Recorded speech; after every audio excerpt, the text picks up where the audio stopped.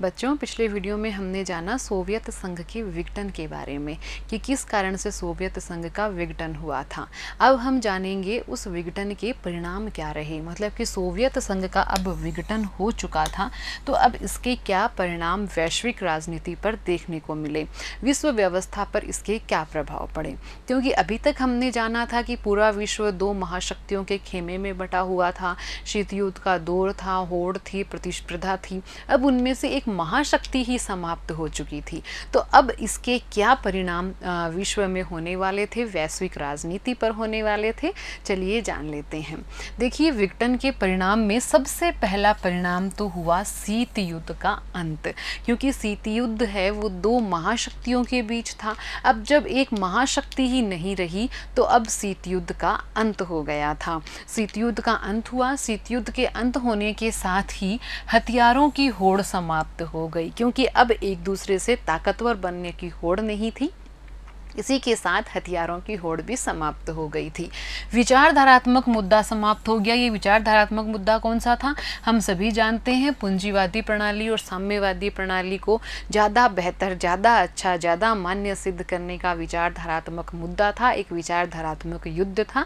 तो ये भी समाप्त हो गया, हथियारों की होड़ समाप्त हो गई। अर्थात अब एक नई शांति की संभावना ने जन्म लिया। अब शायद ये बात नज़र आने लगी थी कि अब दो महाशक्तियाँ नहीं हैं, दोनों में आपस में होड़ नहीं है, दोनों में प्रतिस्पर्धा नहीं है।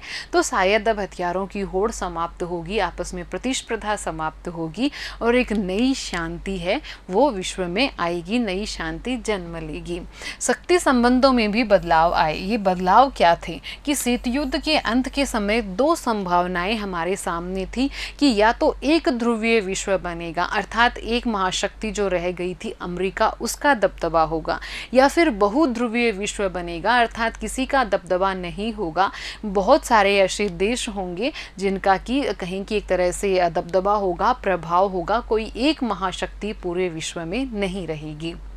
साथ ही सोवियत खेमे के अंत से कई देशों का उदय हुआ और उन देशों ने अपनी अब स्वतंत्र पहचान प्राप्त की और पूर्वी यूरोप के देश थे वो यूरोपीय संघ से जुड़ना चाहते थे, इसलिए वो अब नाटो से जुड़ गए। साथ ही मध्य एशियाई राष्ट्र थे, उन्होंने रूस के साथ अपने संबंधों को मजबूत रखा, लेकिन साथ ही इन्होंने पश्चिमी देशों से भी संबंध बनाए। ये मध्य एशियाई देश और पूर्वी यूरोप वाले देश कौन से हैं? पिछले वीडियो में हमने अच्छे से बात की थी। मध्य एशियाई राष्ट्र वो थे जो कि पिछड़े हुए थे, गरीब थे, स्वतंत्रता नहीं चाहते थे, सोवियत संघ के साथ ही बने रहना चाहते थे। पूर्वी यूरोप के देश जो थे समृद्ध थे और जिनको ये लगता था कि जो गरीब देश जुड़ गए हैं सोवियत संघ के खेमे से तो उनको इनकी कीमत चुकानी पड़ रही है, इसलिए इन्होंने सोवियत संघ से अलग होने की बात, अलग होने का मुद्दा सबसे पहले उठाया था। तो ये जो पूर्वी यूरोप के देश थे ये नाटो से जुड़ चुके थे। मध्य एशियाई राष्ट्र थे वो रूस से ही उन्होंने अपने संबंध मजबूत बनाए, लेकिन पश्चिमी एशिया के साथ भी इन्होंने अपने संबंध मजबूत बनाने शुरू कर दिए थे। अब हम जानते हैं शॉक थेरेपी के बारे में। ये शॉक थेरेपी क्या है? अभी अभी हमने जाना कि सोवियत संघ का विघटन हुआ, यानी कि एक महाशक्ति खत्म हो गई, विचारधारात्मक मुद्दा खत्म हो गया। तो अब ये जो राष्ट्र थे, चाहे वो रूस है, चाहे वो मध्य एशिया के राष्ट्र हैं, चाहे वो पूर्वी यूरोप के राष्ट्र हैं, इन राष्ट्रों में पूंजीवाद के संक्रमण के लिए एक तरीका अपनाया गया जिसे कहा था शॉक थेरेपी, यानी कि आघात के द्वारा इलाज करना। तो ये थी शॉक थेरेपी। क्या थी ये? कि वो जो साम्यवादी राष्ट्र थे जो कि सोवियत खेमे में थे, जहाँ साम्यवादी समाजवादी शासन व्यवस्था थी, वहाँ अब पूंजीवादी शासन व्यवस्था को स्थापित करने का एक तरीका शॉक थेरेपी था। चलिए जानते हैं इसके बारे में। रूस, मध्य एशिया के गणराज्य और पूर्वी यूरोप के देशों में पूंजीवाद की ओर संक्रमण का एक खास मॉडल अपनाया गया था। विश्व बैंक और अंतर्राष्ट्रीय मुद्रा कोष द्वारा निर्धारित इस मॉडल को शॉक थेरेपी कहा गया था। भूतपूर्व दूसरी दुनिया के देशों में शॉक थेरेपी की गति और गहनता अलग अलग थी, लेकिन इसकी दिशा और चरित्र थे वो बड़ी सीमा तक एक जैसे थे। क्या थी ये शॉक थेरेपी? इस शॉक थेरेपी में जो सर्वोपरि मान्यता थी वो इस बात को थी कि मिल्कियत का सबसे प्रभावी रूप निजी स्वामित्व होगा। सोवियत खेमे के प्रत्येक देश को एक दूसरे से जोड़ने की जगह सीधे पश्चिमी मुल्कों से जोड़ा गया और इन देशों को पश्चिमी क्षेत्र में समाहित किया गया। साथ ही राज्य की संपदा का निजीकरण किया गया और व्यावसायिक स्वामित्व के ढांचे को तुरंत अपनाने की बात कही गई। हम सभी जानते हैं साम्यवादी प्रणाली के अंदर, समाजवादी प्रणाली के अंदर जो भी उत्पादन के संसाधन थे उन पर राज्य का नियंत्रण था। अब राज्य का नियंत्रण पूरी तरह समाप्त किया जा रहा था। जो व्यावसायिक ढांचा था उसको भी अब पूरी तरह बदला जा रहा था, बाजारों के अनुरूप, पूंजीवादी व्यवस्था के अनुरूप। तो देखिए, सामूहिक कार्य थे उनको निजी कार्यों में बदला गया और पूंजीवादी पद्धति से ही खेती करना भी शुरू किया गया। पूंजीवाद के अतिरिक्त अन्य कोई भी वैकल्पिक व्यवस्था को यहाँ मंजूरी नहीं दी गई। ज़्यादा से ज़्यादा व्यापार करके ज़्यादा से ज़्यादा विकास की बात को अपनाया गया और मुक्त विकास को यहाँ अपनाया गया। साथ ही वित्तीय खुलापन, मुद्राओं का आपसी परिवर्तनीयता, ये महत्वपूर्ण जो बातें थी वो शॉक थेरेपी में शामिल थी। कहें कि जो पूरा का पूरा ढांचा था साम्यवादी प्रणाली का, समाजवादी प्रणाली का, पूरी तरह उसको एक झटके में ही बदल डाला गया। कहने को आघात देना, तो एक तरह से जो पूरी राज्य नियंत्रित व्यवस्था थी उसको पूर्णतया मुक्त बाजार व्यवस्था में बदल दिया गया। चाहे वो व्यावसायिक ढांचा है, आर्थिक ढांचा है, तो पूंजीवादी व्यवस्था के अनुरूप खेती तक के जो कार्य हैं उनको भी पूंजीवादी व्यवस्था के अनुरूप ही अब ढाला गया। अब इसके परिणाम क्या रहे शॉक थेरेपी के, कि जो पूंजीवाद में संक्रमण करना था और समझा जा रहा था, और ख़ासकर जो सोवियत खेमे के राष्ट्र के जो लोग थे वो भी ये समझ रहे थे कि शायद इस व्यवस्था से उनके जीवन में खुशहाली आएगी, समृद्धि आएगी। तो क्या उनकी आकांक्षाओं के अनुरूप ये शॉक थेरेपी उभर पाई? क्या इन आकांक्षाओं के अनुरूप वो अपने परिणाम दे पाई, या फिर कुछ अलग रहे इसके परिणाम? चलिए देख लेते हैं। आर्थिक परिणाम सबसे पहले देखेंगे तो शॉक थेरेपी से पूरे क्षेत्र की अर्थव्यवस्था तहस नहस हो गई। एकदम अचानक से इतने सारे परिवर्तन, पूरे के पूरे ढांचे को बदलना, तो इस चीज़ को और कहें कि स्वीकार नहीं कर पाई वो पुरानी व्यवस्था, साम्यवादी व्यवस्था, और इसलिए पूरी की पूरी अर्थव्यवस्था है वो तहस नहस हो गई। रूस में पूरा का पूरा राज्य नियंत्रित ढांचा चरमरा उठा। आर्थिक ढांचे के पुनर्निर्माण का ये कार्य सरकार की बजाय बाजार की ताकतें कर रही थी, इसलिए इस कदम ने सभी उद्योगों को मटिया मेट कर दिया। रूसी मुद्रा थी रूबल, उसमें भी गिरावट आई और मुद्रास्फीति इतनी ज़्यादा बढ़ गई कि लोगों की जमा पूंजी जाती रही। सामूहिक खेती की प्रणाली समाप्त हुई और अब लोगों के सामने खाद्यान्न का संकट उत्पन्न हो गया और खाद्यान्न आपूर्ति के लिए रूस को खाद्यान्न का आयात करना पड़ा। देखते हैं सामाजिक परिणाम क्या रहे। सामाजिक परिणाम में जो सरकारी रियायतें थी उनका खात्मा करने से ज़्यादातर लोग गरीबी में चले गए, ज़्यादातर लोग गरीब हो गए। पहले सरकारी रियायतें थी, चिकित्सा की सुविधा, शिक्षा की सुविधा सरकार द्वारा की जा रही थी, अब वो सुविधाएं खत्म हो चुकी थी, इसलिए अधिकतर जनता गरीबी में चली गई।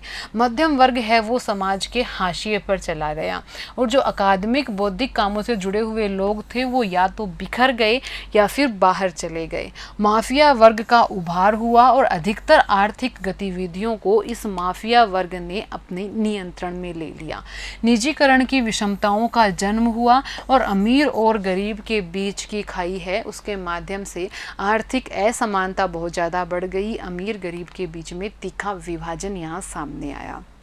राजनीतिक परिणाम देखते हैं। लोकतांत्रिक संस्थाओं के निर्माण का कार्य प्राथमिकता से नहीं हो सका। यहाँ प्राथमिकता आर्थिक ढांचे को बदलने को दी गई थी, सरकारी नियंत्रण से हटकर मुक्त अर्थव्यवस्था अपनाने को दी गई थी, इसलिए जो लोकतांत्रिक संस्थाएं थी उसके निर्माण को प्राथमिकता में नहीं रखा गया। और इसका परिणाम क्या हुआ कि अधिकतर देशों ने हड़बड़ी में संविधान तैयार किए, उस पर वो इतना ज़्यादा ध्यान, इतना ज़्यादा समय नहीं दे पाए और हड़बड़ी में तैयार किए गए संविधान में बहुत सारी कमियां रह गई। जैसे कि अधिकांश देशों ने राष्ट्रपति को कार्यपालिका का प्रमुख बनाया और उसके हाथ में हर संभव शक्ति थमा दी। परिणाम क्या हुआ कि संसद है वो कमजोर रह गई और मध्य एशिया के देशों में राष्ट्रपति को बहुत अधिक शक्तियां प्राप्त हुई और इससे वो सत्तावादी हो गए, अर्थात उन्होंने पूरी सत्ता अपने हाथ में ले ली और तानाशाही शासन की स्थापना कर ली। अधिकतर देशों में न्यायिक संस्कृति और न्यायपालिका की स्वतंत्रता स्थापित करने का काम तो अभी भी बाकी है। मतलब कि अभी तक भी एक स्वतंत्र न्यायपालिका स्थापित नहीं हो पाई, एक स्वतंत्र न्यायिक प्रणाली स्थापित नहीं हो पाई। तो राजनीतिक रूप से कहें कि इस थेरेपी के द्वारा एक तरह से पिछड़ गए सारे के सारे राजनीतिक कार्य, राजनीतिक मुद्दे, राजनीतिक उद्देश्य, और जिसके बहुत ही गंभीर परिणाम प्रत्येक देश की राज व्यवस्था को भुगतने पड़े। संघर्ष और बगावत भी अब इन क्षेत्रों को भुगतनी पड़ी। जिसमें बात करते हैं, रूस के 2 गणराज्य चेचन्या और दागिस्तान में हिंसक अलगाववादी आंदोलन चले। मध्य एशिया में तजिकिस्तान 10 वर्षों तक गृह युद्ध की चपेट में रहा। अजरबैजान के एक प्रांत था नगर्नो कराबाख, उसमें कुछ स्थानीय अर्मेनियाई अलग होकर अर्मेनिया से मिलना चाहते थे। जॉर्जिया में 2 प्रांत स्वतंत्रता चाहते थे और गृह युद्ध लड़ रहे थे। अपन बात करें यूक्रेन, किर्गिस्तान और जॉर्जिया में मौजूदा शासन को उखाड़ फेंकने के लिए संघर्ष चल रहे थे, क्योंकि आर्थिक व्यवस्था, आर्थिक ढांचा चरमरा गया था, क्योंकि सामाजिक परिणाम हमने देखे कि लोग गरीबी में चले गए थे, क्योंकि राजनीतिक परिणाम हमने देखे कि हम संविधान ही ढंग से नहीं बना पाए, न्यायिक प्रणाली ढंग से स्थापित नहीं कर पाए, न्यायपालिका की स्वतंत्रता स्थापित नहीं कर पाए, और इस कारण से इन सभी देशों में, इन सभी राज्यों में संघर्ष और बगावत के बोल उठ खड़े हुए। सभी देशों में, सभी राज्यों में त्रस्त जनता, आहत जनता, परेशान जनता है, वो संघर्ष करने लगी। गृह युद्ध की चपेट में ये राज्य आ गए, बगावत की चपेट में ये राज्य आ गए। पूर्वी यूरोप में चेकोस्लोवाकिया शांतिपूर्वक 2 भागों में बंट गया था। यूगोस्लाविया कई प्रांतों में टूट गया और इसमें शामिल बोस्निया, हर्जेगोविना, स्लोवेनिया और क्रोएशिया ने अपने आप को स्वतंत्र घोषित कर दिया। मतलब कि अब ये देश थे, इनके और भी टुकड़े हो रहे थे संघर्ष के कारण, बगावत के कारण। फिर हम बात करते हैं संघर्ष और तनाव के अंतर्गत बड़ी ताकतों के दखल का, कि मतलब इन राज्यों को केवल आंतरिक संघर्ष या फिर गृह युद्ध ही नहीं झेलने पड़े, अपितु इन राज्यों में, इन देशों में बाहरी ताकतों ने भी बहुत ज़्यादा दखल दिया।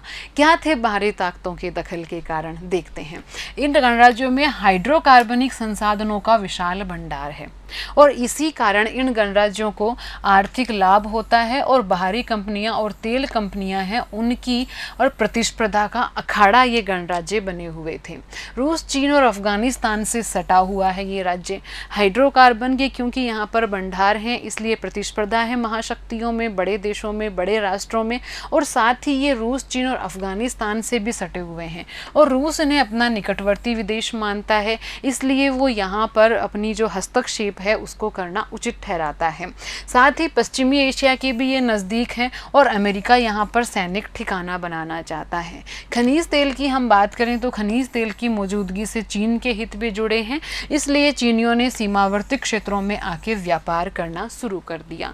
मतलब जो आंतरिक संघर्ष और बगावत थे, उतनी ही बड़ी समस्या इनके सामने बाहरी ताकतों की दखल की भी है। एक प्रतिस्पर्धा का अखाड़ा बने ये बाहरी ताकतों के, चाहे हाइड्रोकार्बन के भंडार के कारण, और इसलिए रूस चाहता है कि वो उसके प्रभाव में रहें क्योंकि उसके निकटवर्ती पड़ोसी हैं। अमेरिका यहाँ सैनिक ठिकाना बनाना चाहता है क्योंकि इनका संबंध पश्चिम से भी है। चीन है वो भी यहाँ निकट है इसके, तो वो भी व्यापार के लिए यहाँ पर अपना प्रभुत्व जमाना चाहता है। तो न केवल कहें कि अंदरूनी और आंतरिक संघर्ष, अपितु बाहरी शक्तियों के हस्तक्षेप भी इन राज्यों को झेलने पड़े।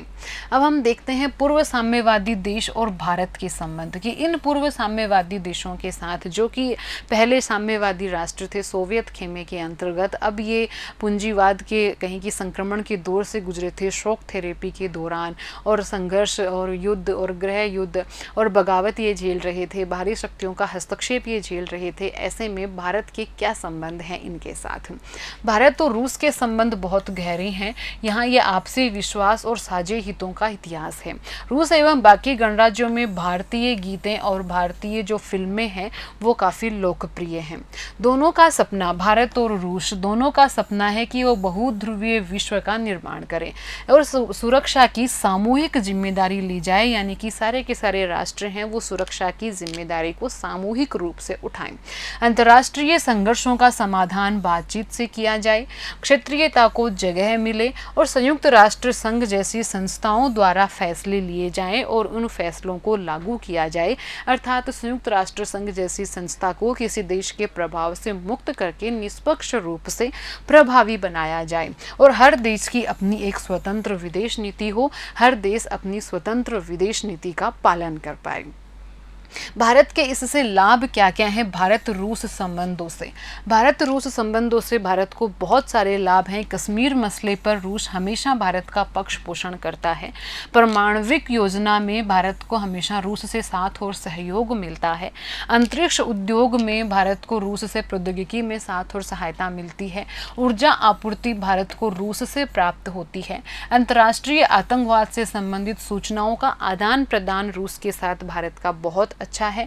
पश्चिमी एशिया में पहुंच बनाने का रास्ता भारत का रूस के माध्यम से है और साथ ही चीन के साथ संबंधों में संतुलन साधने में रूस के साथ संबंध भारत को एक अच्छी स्थिति में पहुंचाते हैं, कहीं की एक अच्छे संबंध मजबूत करने में सहयोग देते हैं।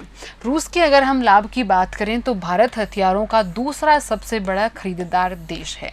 भारत तेल का आयातक देश भी है और भारत के अधिकांश सैन्य साजो सामान है वो रूस से आयात होते हैं। अर्थात भारत है वो रूस के बहुत सारे साजो सामान का, खासकर हथियारों का और सैन्य साजो सामान का आयातक देश है। तो बहुत सारी मुद्रा रूस को भारत से प्राप्त होती है। तो ये कहें कि मतलब कि रूस के भारत और रूस संबंध जो कि हमेशा से ऐतिहासिक विश्वास पर टिके हुए संबंध हैं, साझे संबंध हैं, इन संबंधों से दोनों ही देशों के अपने अपने लाभ हैं। भारत को हमेशा रूस के साथ अच्छे रिश्तों से हमेशा लाभ प्राप्ति हुई है। चाहे भारत पाकिस्तान युद्ध के समय हम देखें 1971 के भारत पाकिस्तान युद्ध के समय आतंकवादी मसले पर पाकिस्तान के साथ जब कोई विवाद होता है तो भारत रूस को अपने साथ खड़ा हुआ पाता है। सैन्य खर्च हैं या फिर हथियार हैं या फिर प्रौद्योगिकी की बहुत सारी जो ज़रूरतें हैं वो उनकी पूर्ति भारत रूस से करता है। साथ ही अंतरिक्ष अभियानों के अंतर्गत, अंतरिक्ष योजनाओं के अंतर्गत रूस से काफ़ी सहायता भारत को मिलती है। तो देखा हमने किस तरह से सोवियत संघ के विघटन के बाद में क्या क्या परिणाम सोवियत खेमे के राज्यों को भुगतने पड़े और उनके साथ अगर संबंधों की बात करें तो निसंदेह रूस के साथ भारत के संबंध अच्छे हैं ही हैं। बाकी अन्य जो गणराज्य हैं उनके साथ भी भारत के संबंध काफ़ी बेहतर हैं। काफ़ी देशों के साथ भारत की कई योजनाएं, परियोजनाएं हैं वो कि प्रगतिशील हैं और उन राज्यों में भारत की गीत, भारत की फिल्में काफ़ी लोकप्रिय हैं, काफ़ी प्रसिद्ध हैं। लेते हैं प्रश्न। पहला प्रश्न है, सोवियत संघ के विघटन से वैश्विक राजनीति में क्या अंतर आए, आपको वर्णन करना है। सोवियत संघ के विघटन से क्या एक ध्रुवीय विश्व हुआ, क्या बहुध्रुवीय विश्व हुआ, किस तरह के क्या क्या परिवर्तन वैश्विक राजनीति के फलक पर हमें देखने को मिले, इस बारे में आपको लिखना है। साथ ही शॉक थेरेपी क्या है, बहुत आसान सा उत्तर है इसका, लेकिन इम्पोर्टेंट है क्या है शॉक थेरेपी, और साथ ही आप इसमें ये भी देख सकते हैं और लिख सकते हैं कि इसके परिणाम क्या रहे। तो ये सारी बातें आपको लिखनी है, बहुत अच्छे से इसका उत्तर तैयार करना है। इसी के साथ अपना ये अध्याय 2 ध्रुवीयता का अंत यहीं समाप्त होता है। आशा है, उम्मीद है आपको बहुत अच्छे से समझ में आया होगा। अगले वीडियो में हम लेंगे इस अध्याय के प्रश्नोत्तर। धन्यवाद।